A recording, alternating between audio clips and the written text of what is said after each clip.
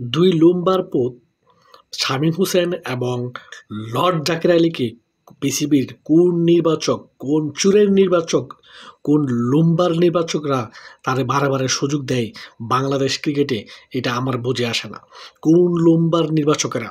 আরে লুম্বার নির্বাচকেরা এই ২ লর্ড যে শামীম হোসেন, শামীম, সে যে একের পর এক প্রতি ম্যাচেই সুযোগ দিয়ে প্রতি ম্যাচেই বাজে পারফরম্যান্স করে। লর্ড জাকের কালাপাড়ায়, এই কালাপাড়ায় যত সুযোগ দেয় ততই বাজে খেলে, যত সুযোগ দেয় ততই বাজে খেলে। মানে বাংলাদেশ ক্রিকেটারে কি একটা বিশ্রী অবস্থানে নিয়ে গেছে দেখেন।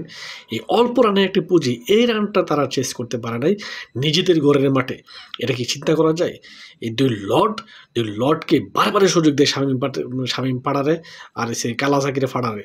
এই দুইটা যে যত সুযোগ দিয়েছে বাংলাদেশ ক্রিকেটারে যত পুং মেরে দিয়েছে।